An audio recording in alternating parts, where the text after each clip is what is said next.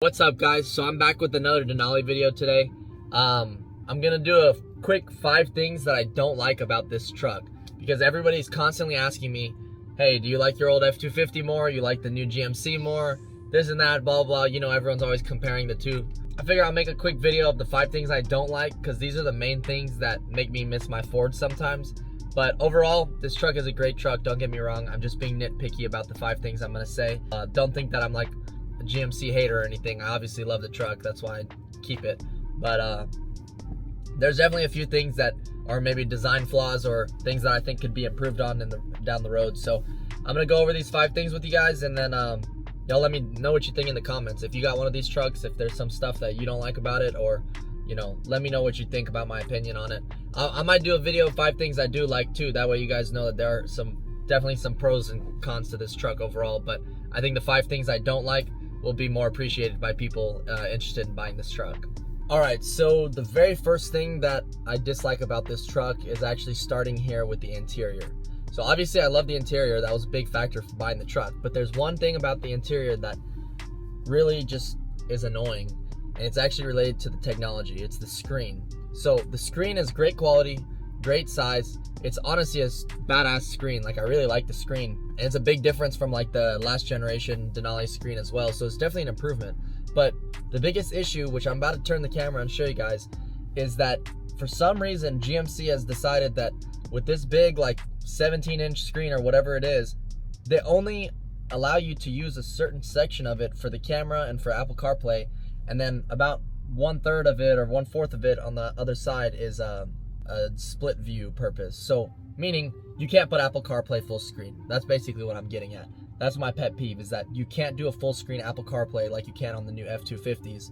So I know when Ford first came out with those big screens, you couldn't do the same thing, and then there was a software update that came out a few months later, and then if you went to the dealer and got the software update, it allowed you to do a full screen CarPlay. So hopefully, fingers crossed, same thing is gonna happen with GMC and with the Chevys. So if anyone knows anything about that, I haven't read anything about it on the Facebook groups or anything, so I don't know if it's in the works or not, or maybe someone's coming up with like an aftermarket solution for that. I'm not sure, but it would be nice to just, you know, you bought the full screen, you might as well use the full screen. I don't know why you can't put CarPlay all the way across. So it would be nice if they let you use your CarPlay all the way across, and then they change like the camera resolution so that you can scale it so you can have an entire screen as a reverse camera or a heads-up camera, 360 camera, whatever it is. So I'm about to turn the camera and I'll show you guys what I'm talking about. Alright guys, so here's the screen. This is what I'm talking about. So this is all new for the 2024 generation of GM trucks. You cannot put the CarPlay all the way across. This section is really frustrating. So it would be nice if, you know, you could actually extend this all the way across. So right here, this is GMC's split screen that is through their infotainment system, not through Apple CarPlay, and you can basically change to see like trailer status or clock or whatever you want. But ideally, I would have this little split deal like Apple CarPlay all the way across, so it would just be, you know, rescaled with the correct resolution to fit across the screen. That would be what I prefer, and I think there's a lot of people who would agree. What's weird is that whenever you go on Google Maps, so Google Maps allows you to go full screen, which is exactly what I'm talking about we're wanting from Apple Maps. So I'm thinking that GM and Google have some sort of partnership basically, where they're allowing the Google Maps to be ran properly and not the Apple Maps. So I don't know, maybe somebody can give me some feedback on this in the comments. Am I wrong or am I correct? I'm not sure, but why would they give Apple Maps, or I mean Google Maps, the ability to do this and not Apple Maps? So a little bit frustrating, because you see the side panel hides away. You have the option to hide it away whenever you're on Google Maps. But then if I go back to CarPlay right here, automatically defaults the screen to split again. So it's a little bit annoying, and I wish that they would give an option to change that. But besides that, the screen is great. So it's more of a software issue, not a hardware issue in my opinion. But if they would just give that update, this screen would be so much more valuable and such a better selling point to a lot of people, I think. But right now, I really don't feel like I have a much bigger screen than my old Ford screen, because I'm really only using 2/3 of it. So it is in reality a much bigger screen. It's just kind of not used the way I want it to be used. So if they come out with an update for that, that would be awesome. But I'm not sure if they will because of what I mentioned with their partnership with Google. So I'm not sure. Maybe it'll come down the road, or maybe there'll be an aftermarket solution, but we'll see. All right, so the second thing that I dislike about this GMC truck is gonna be the tailgate. So there's definitely some cool features to the tailgate, which I'm about to show you as well, but there's a couple things that just really drives me nuts, at least especially from whenever I had the Ford tailgate before. It just didn't have these issues. So first thing is that there's not an actual lever or traditional tailgate pull button. You have these flat buttons on the front. I'm not a fan of that because it just doesn't feel as mechanical and robust. It just feels a little bit more delicate, I guess. I'm not a fan of, it's like a rubber button. So you press that button and it comes down. Not the end of the world, not the biggest thing, but I did like the traditional pull and grab button or handle that Ford had, and Chevy used to have on the older trucks too. But I know it's supposed to be like a feature because you have this double folding tailgate, which brings me to the next thing that I don't like about this tailgate, is that when you press this second button and you drop it down here, it's cool. You have this little sound bar deal from Kicker, got some grip tape on the step, so it's like a step in to get in the truck, or like a bench to sit down on, which is all fine. It's a cool feature, but I don't like the fact that, I'm sure you know, the tailgate comes in really close contact with the hitch receiver. So it's just way too close. I don't know, they should have changed the hinge point, or they should have changed how far the step drops. I don't know. I'm sure they tried, but there was not like an ideal way of doing it. So basically what happens is, if you have like a traditional bulky hitch that's in your receiver and you fold this piece down, you'll actually make contact with the paint of the tailgate above the tailgate handle with the hitch, and it'll actually dent and scratch the tailgate. So I don't like that, because it's very easy to forget that you have a hitch in there, and then you throw the step down, or maybe you're letting someone borrow the truck, or they're helping you load something. They forget that, or they don't know that, and then next thing you know, you have body damage to the tailgate. And these tailgates are not cheap. I'm sure you guys know, like, you've seen the prices of these new truck tailgates, and don't get me wrong, I love the fact that there's these Kicker speakers, and then you have like a USB port here. Super cool. Like if you're at the beach, play some music with your friends and stuff, it's a cool idea. I like it. But I'm saying I don't like the fact that they couldn't find a solution to the tailgate making contact with the hitch. So I'm going to show you guys what my solution to the tailgate issue is. B&W makes this hitch that's basically been shaved off from the traditional design, which is more of a blocky right angle right there. So this hitch is a slant cut, which is slant cut to the same angle as the tailgate whenever it's fully extended down. So it clears by literally probably a half an inch, barely clears. So when you actually jump down on the step and you're coming down the tailgate, you'll see the tailgate like flexes. And if you're a heavier guy than me, I'm 170 pounds, but if you're a 20-pound guy and you step on that tailgate, you might flex it just enough to still make contact with that hitch, even though it's cut down. So it's just, B&W kind of gave a band-aid solution, which props to them because it's better than nothing, but the tailgate is really just the issue in the first place, the way it's designed. So that's probably like a nitpicky complaint, because I know a lot of people like this tailgate, and I like the way the tailgate looks. Like the split in the tailgate is done very nicely. It looks good with the badges, looks good without the badges. It's a good looking tailgate.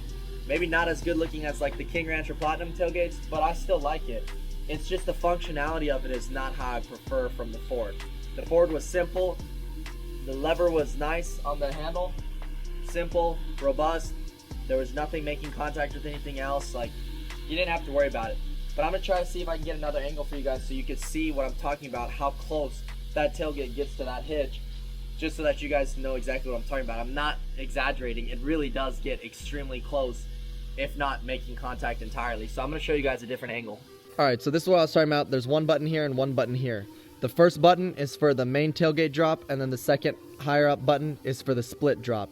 So the idea is that you press this button, the tailgate comes down just like normal, nothing crazy here, just a regular tailgate. And then you come here and you press this second button that I talked about, this one right up here, and it splits again. So then you have a little release right here, You release this down and gives you access to the kicker panel and speakers. So this is how it's fully extended. But then what I mentioned is that when you're fully extended, this is how close that hitch gets to making contact with that tailgate. So this is the split that B&W designed to clear the tailgate, because normally you'll have a hitch that extends maybe an inch further, and that's enough to make contact. So if you've got a traditional B&W or traditional Gen Y hitch or whatever it is, you're 100% making contact on that tailgate right there. So you got maybe a half an inch of clearance, which, as you can imagine, if you're a big guy, you're jumping on this, you're putting a lot of weight on this. You see, you got a little bit of flex right there. That's enough to potentially make contact with the tailgate and the hitch. So even if you spend $400 on this hitch and get the clearance, you still don't have a guaranteed solution of being safe from making contact with the hitch. On the bright side, the speakers are actually pretty decent for what they are, being small little waterproof speakers, so at least it's kind of worthwhile in a sense. But you know, you got little cup holders up here and stuff. It's cool. Like, it's not a bad tailgate by any means. I'm just saying that's like a design flaw. That's a really big design flaw in my opinion, because if you buy a truck, you're obviously planning to use the bed, and you're constantly in and out of the bed. You don't want to be worrying about, did I forget my hitches in there, or am I not allowed to extend it, whatever. So I do know that GM does offer an option to press some sequence of those tailgate release buttons, and it won't allow you to open the second piece. So if you do run a traditional bulky hitch receiver and want to make sure you don't make that mistake, then you can lock out this piece into the normal tailgate position and you won't have that issue. So that's something to consider if you just want to kind of basically negate this feature altogether and not have to worry about it and just use it as a regular tailgate. GM does give you the option to do that, which is at least a pro in that sense. But you once again, same thing as the screen. You bought the whole tailgate, you want to use the whole tailgate how it's supposed to be used. Why is it not, functional in that sense? Same thing with the screen. You got the whole screen, why does it not work the way you would intend for it to be used? So that's just another nitpick, but we're gonna move on to number 3. All right, so we're on the other side of the truck now to talk about pet peeve number 3, or the third thing that I don't like about this GMC truck, and it's the fact that they have 2 different types of chrome all throughout the truck. This is only on the Ultimate trim. The regular Denali has just traditional chrome all around, which arguably might be better. I don't know. I mean, I really like the way this Vader chrome looks, and it helps distinguish the fact that it's an Ultimate versus a regular Denali. So that's all cool and all, but then if you look around the truck, you have regular chrome, like around this trim of the GMC lettering, you have regular chrome throughout the rest of the truck. So I don't know, that's like a little bit clashing to me. I feel like they should have just either done Vader chrome through all the badges and all the trim, or they should have just left all regular chrome all throughout. I don't like the fact that there's 2 different chromes.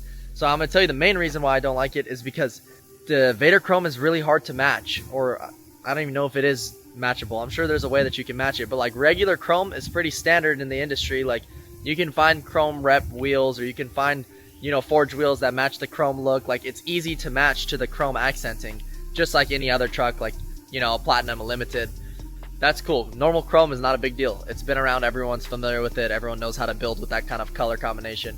The Vader chrome, it throws people off. It's new, so it's cool and all, but I can't get badges in Vader chrome. Like, that's not an option. I'll show you guys right here. Like, if we come over here, side of the truck, these are normal chrome badges. So if these were in Vader chrome and they matched with the front grille and they matched with the back GMC Denali logos on the tailgate, and we were Vader chrome all the way around, it would be a lot cooler.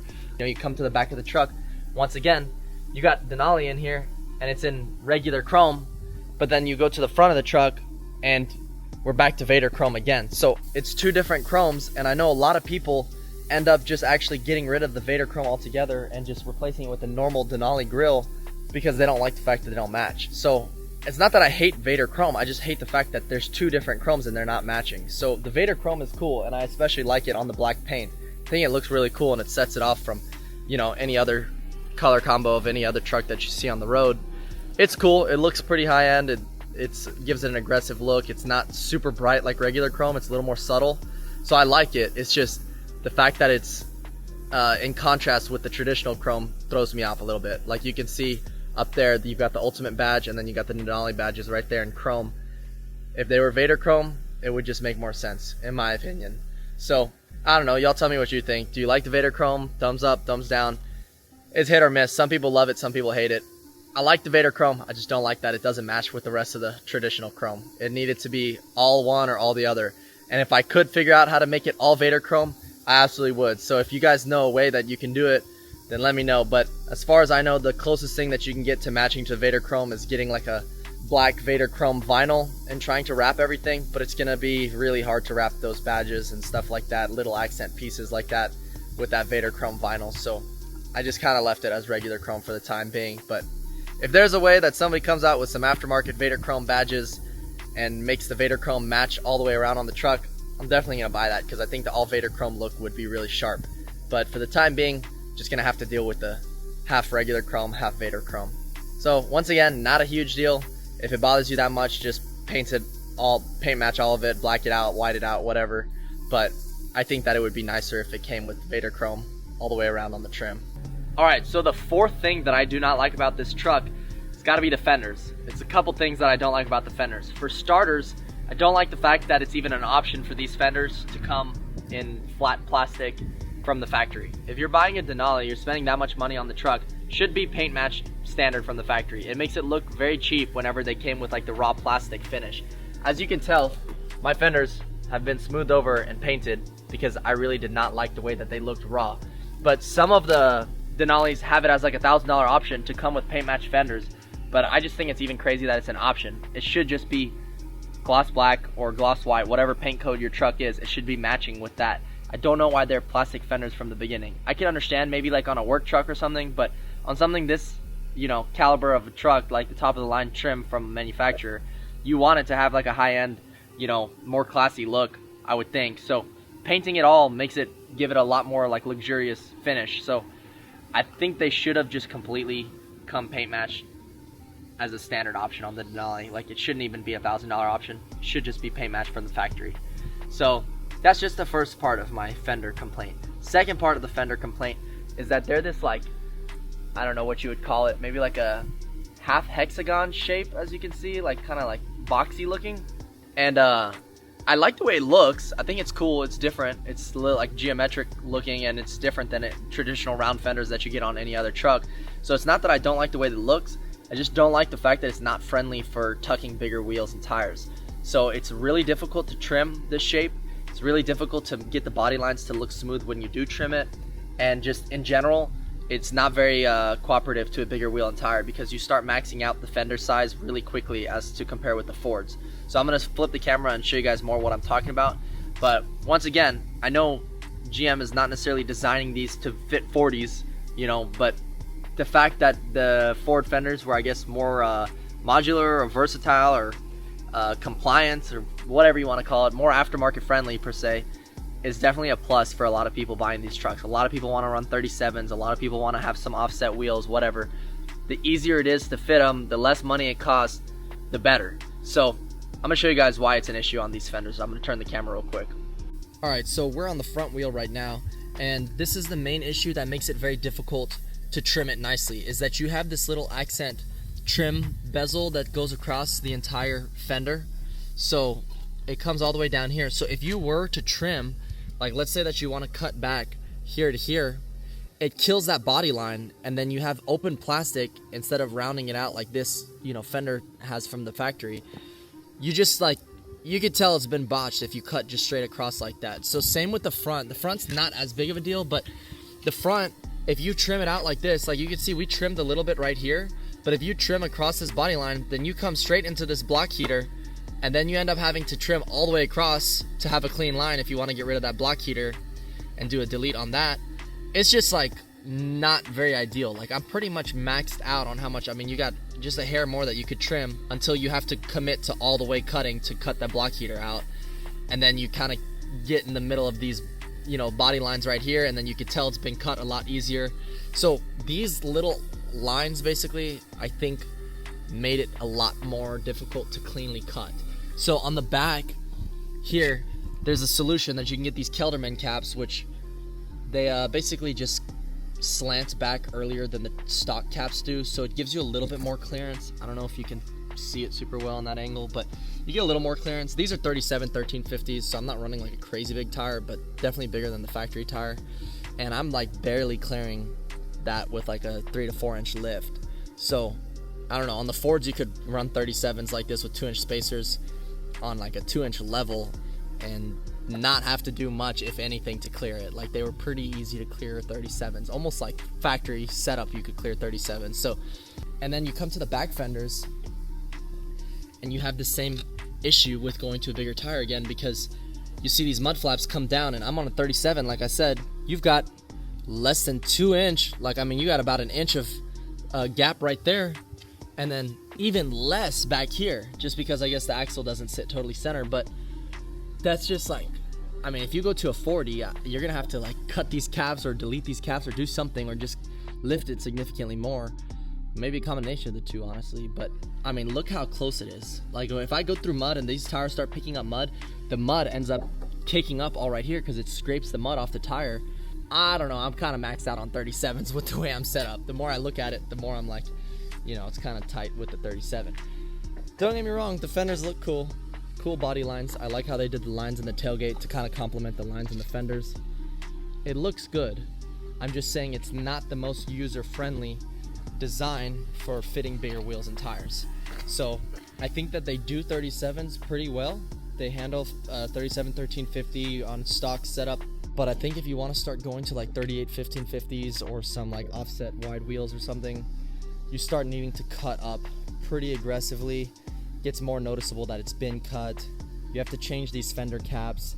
It ends up costing more and not looking as clean, is basically what I'm getting at. So the Fords, I think their fenders are simpler, not necessarily better looking, but just simpler.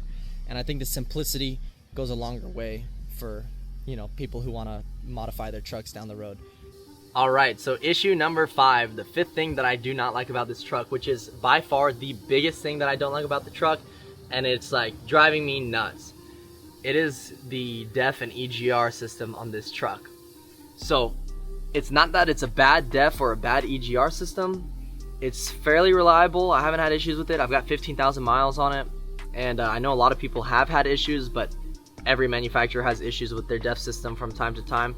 So that's not necessarily what my complaint is, but my complaint is how hard it is to modify the emission system, and also how hard it is to, or how sensitive the emission system is on these trucks. So when I first got the truck, I had only about 4,000 miles, and it was doing a forced regen, which is fine, but I guess the truck got turned off while I was doing a forced regen, because it doesn't tell you on the dash that it was doing a forced regen. At least it didn't for me.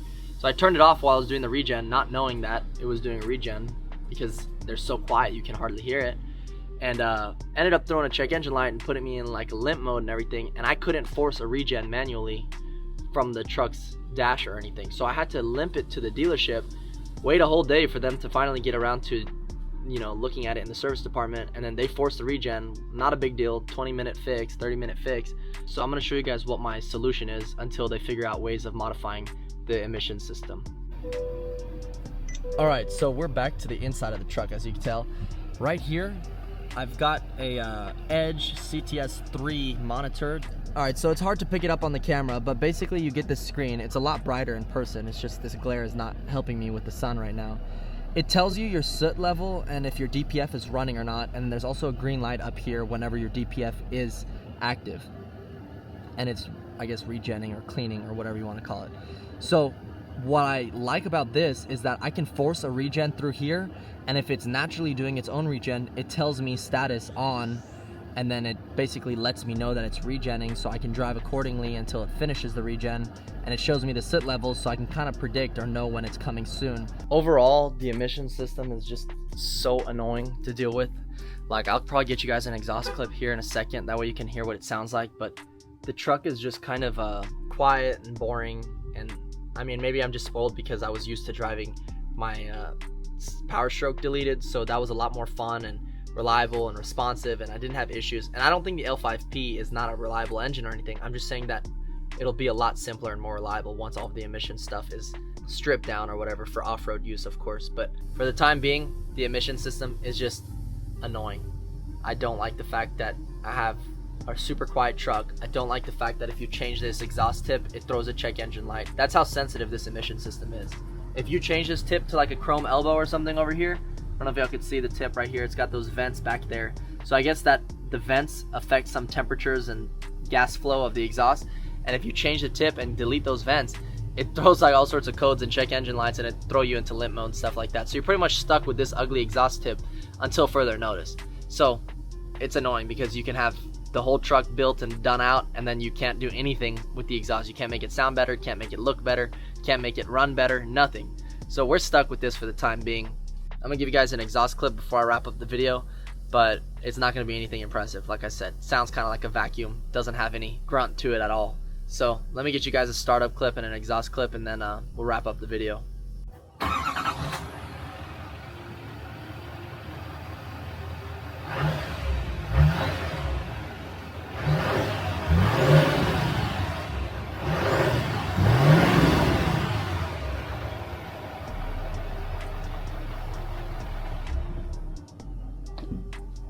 Well, there you go. You heard what it sounds like. It doesn't sound like much at all, honestly. It's pretty quiet.